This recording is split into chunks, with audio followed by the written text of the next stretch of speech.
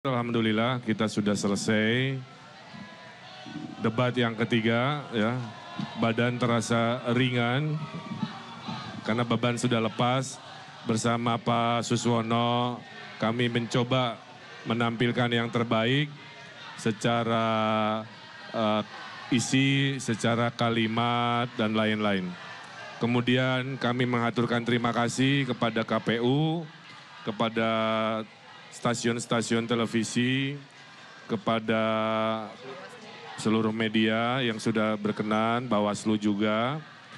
Kami juga mengucapkan terima kasih kepada seluruh relawan-relawan, ada 600-an organ relawan, partai-partai pengusung, ada 16, kemudian juga ormas-ormas dan semua individu-individu yang sudah membantu dalam kerelawanannya, termasuk kondusif ya situasinya. Terima kasih untuk aparat TNI Polri. Nah, kami di sini ingin menyapa lagi warga Jakarta di sisa waktu ini untuk mengingatkan bahwa pasangan Ridho memang banyak programnya ya, karena Jakarta memang banyak masalahnya. Dimulai yang paling dasar dulu, kita ingin membangun hunian-hunian terjangkau sesuai tema malam ini ya. Juga meningkatkan densifikasi rumah-rumah existing supaya lantainya lebih banyak sehingga orang yang tinggal di kota bisa lebih banyak, selain hunian baru di atas pasar, di atas stasiun, ya di lahan-lahan pemerintah, jalan maupun sungai.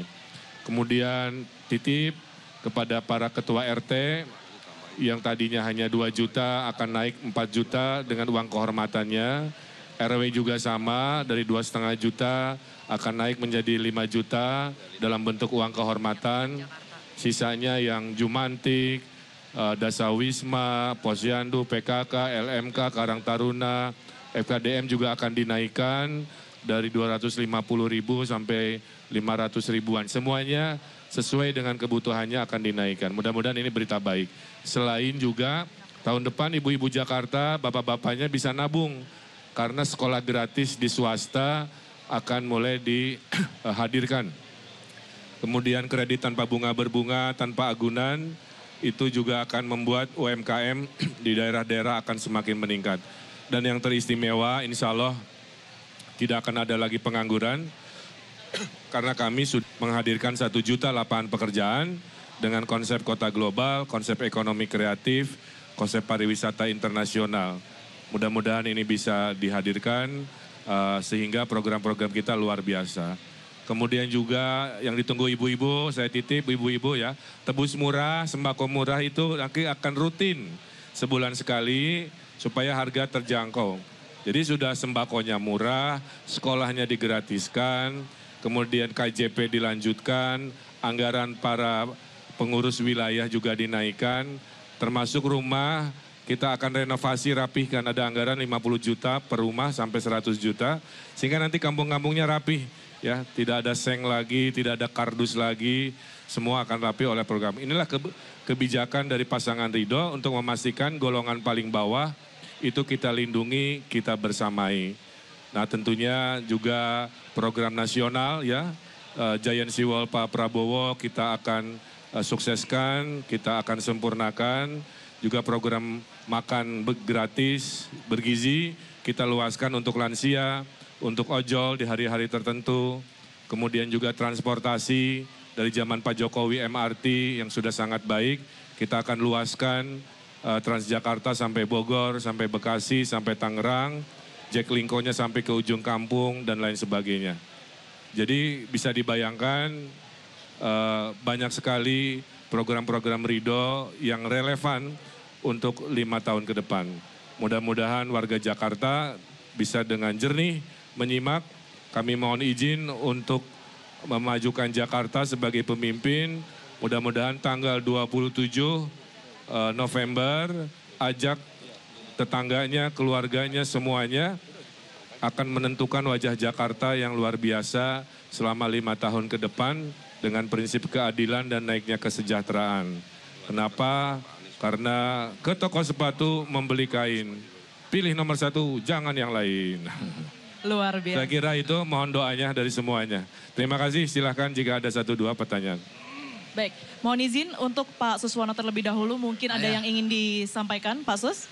Baik, saya menambahkan, jadi pada dasarnya kami berdua, Pak Ridwan Kamil dan Suswono, pasangan Ridho ini akan meneruskan program-program hal yang baik yang dilakukan oleh gubernur sebelumnya. Ya, ini prinsip ini, baik Pak Anies, Pak Ahok, Pak Jokowi, Pak Foke maupun Pak Sutioso, ya. Kami akan meneruskan hal-hal yang baik dan bahkan kami akan meningkatkannya. Tadi sudah sebagian disinggung oleh Pak Ridwan Kamil, ya, termasuk insentif-insentif yang akan diberikan kepada mereka-mereka yang terlibat di dalam membangun Jakarta.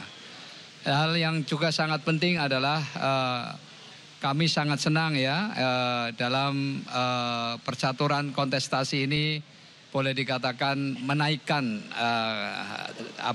demokrasi kita, ya, dan ini menurut saya harus terus dipupuk ke depan. Dan tentu yang kami harapkan adalah kerukunan umat beragama dan kerukunan antar umat beragama. Saya kira ini tidak lagi ada pembelahan dan saya kira mudah-mudahan ke depan kita akan lebih guyup lagi. Saya kira itu sebagai tambahan. Terima kasih. Baik, selanjutnya sama seperti sebelumnya, saya akan memberikan pertanyaan sesi tanya jawab bagi media. 3 pertanyaan terlebih dahulu. Silakan sebutkan nama dan juga medianya, ya.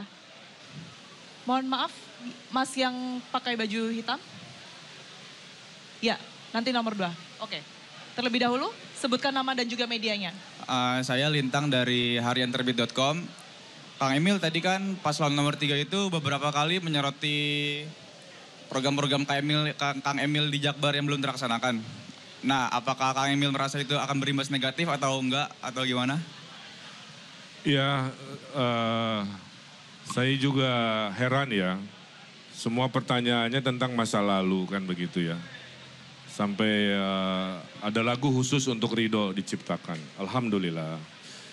Nah, prinsip saya sederhana, Kang.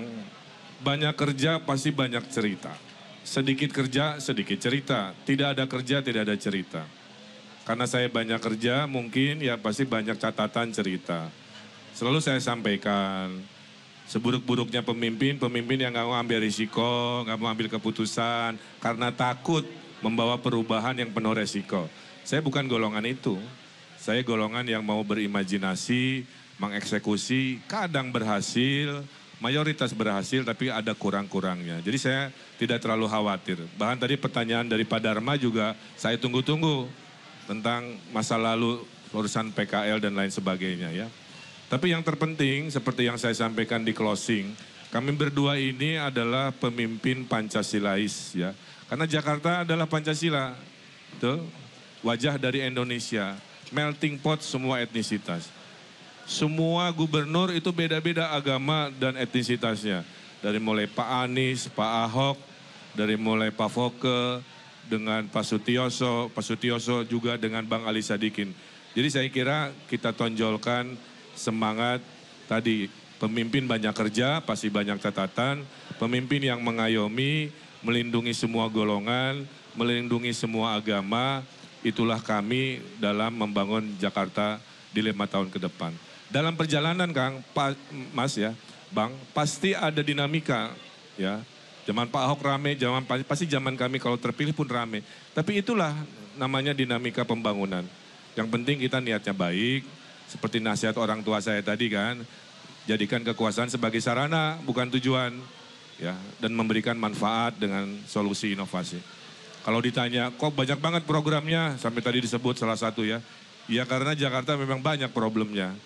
Jadi itulah semangat kami betul-betul mencintai warga Jakarta. Makasih. Jadi kami tambahkan, jadi dalam kepemimpinan kami berdua ini pasti aspek keadilan ini yang akan kami dahulukan. Yang kedua adalah kepentingan orang banyak, yang ketiga objektif ya berdasarkan saintifik, dan yang keempat adalah baru peraturan. Jadi dengan demikian pasti insya Allah warga Jakarta akan terpuaskan dengan kepemimpinan kami. Terima kasih. Baik, pertanyaan kedua, silakan. Izin Kang, saya Edi dari Rakyat Merdeka. Tadi saya lihat debat tadi kayaknya Kang Emil jadi musuh bersama nih, dua pasangan calon. Itu yang pertama, ini gimana tanggapan Kang Emil?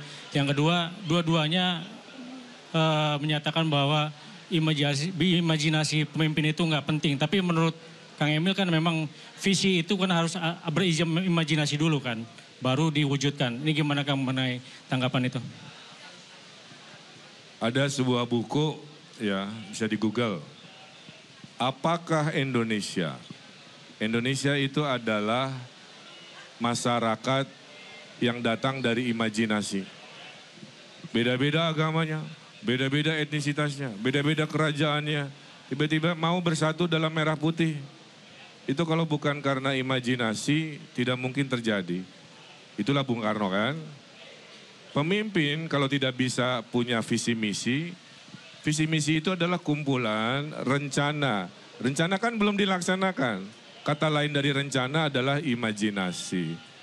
Kalau mau diketawakan silahkan, itu hak ya. Tapi bagi saya awal dari hadirnya harapan, sense of hope, itu adalah imajinasi. Oh kayaknya berhasil, oh kayaknya hidup mudah lebih murah. Nah kalau tadi ditanya kok kayaknya saya terus yang ditanya, kan tadi udah saya jawab Kang. Ya. Kalau saya sedikit kerja pasti bingung juga nanyanya apa. Atau saya tidak kerja selama 10 tahun, duduk diam pencitraan, bingung juga cari jejak digitalnya kan. Nah, tadi Teras Cihamplas, kan korban dari penggiringan opini, saya jawab. Contoh ya, kenapa sepi? Ya tanya kepada yang setelah saya. Saya bilang ke Pak Dharma kan, dia punya rumah. Pak Dharmanya pindah, pemilik baru nggak ngurusin rumahnya jadi rusak. Terus tetangganya nyalahin Pak Dharma, kan nggak begitu. Nah, jadi Teras Cihamplas jejak karya saya, kalau wali kota selanjutnya itu serius, apalagi nggak ditangkap KPK kan, itu bisa sukses. Jadi harapan saya, semua orang itu harus jernih dalam memberikan pendapat. Tapi susah juga namanya era digital kan. Yang penting sayanya bisa menjawab, meyakinkan seperti pertanyaan tadi. Saya kira itu, makasih. Cukup ya? Satu pertanyaan lagi. Masih. Baik.